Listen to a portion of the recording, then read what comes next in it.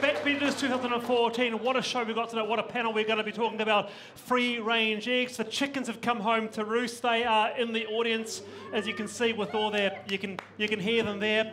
And we're talking about healthcare tonight and also nasty campaigning. Is it getting a lot more nastier than perhaps other elections? So let's kick off the panel with Annette King, Labour MP for Rongotai. Big round of applause. Hi. Annette King, welcome to the show. Thank you, Wallace. Good to be here. Okay, quick 3 questions. Question A. Out of Benny Hill, Billy T and Winston Peters, who's your favourite comedian? Billy T. What's your signature dish? Curried sausages. Really? Yes, I'm very good at making them. Curried sausages? Don't you like curried sausages? That's very, very 70s. It's very in. It's very in today. And final, if Labour got re-elected, the first thing on September the 21st, the first thing that you'll do is... Who said that? Who said that? Out. Get out. Wallace, I'm at the midpoint of my career for the gentleman at the back. All right, okay. All right, very good. Hey, welcome to the show. And will you please give a big round of applause for National MP for the Coromandel, Scott Simpson. Scott, welcome. Good to have you on. G'day, Wallace. Good to be here. Quick 3 questions. My favourite Robin Williams moment is? Mork from Mork.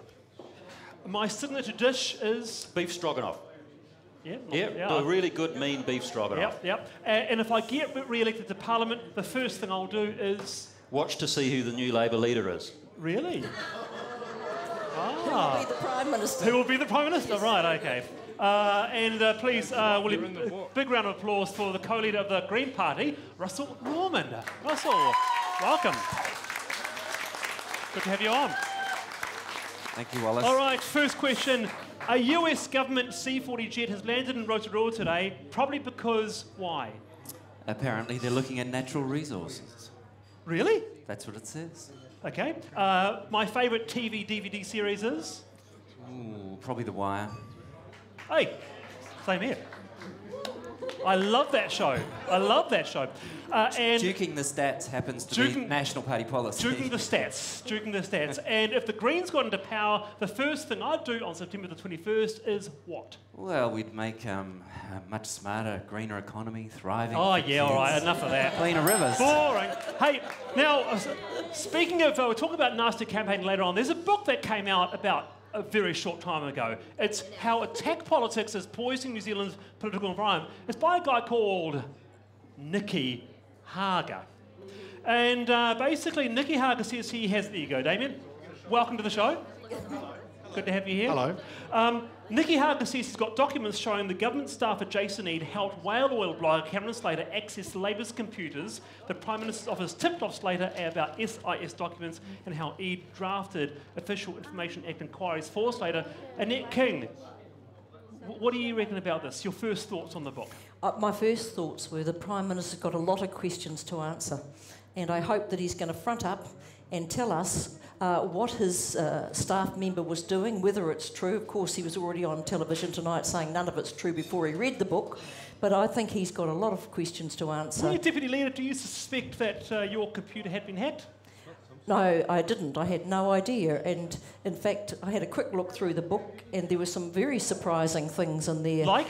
Well, about the SIS advising whale oil to request, or through the SIS, to request particular documents about Philgoff.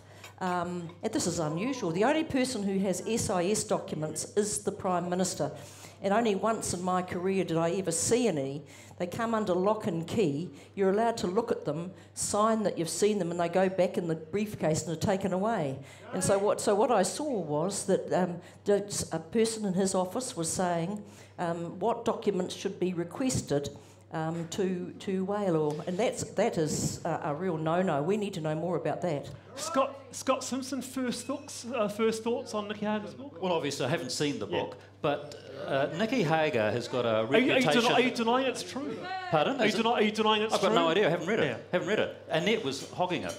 She kept reading it all the way through the preamble. But look, Nicky's got a reputation for accessing information from emails and what have you. He conveniently finds these emails, or has them delivered to him. Frankly, he still has a whole lot of questions to answer about his last book, about how he obtained the information and how he got it. Okay, all right.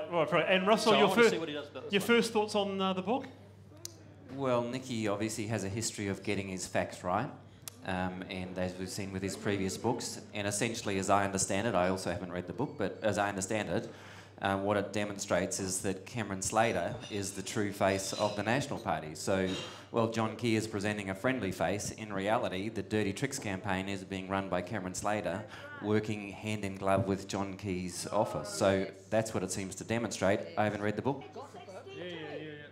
Damien, you read the book?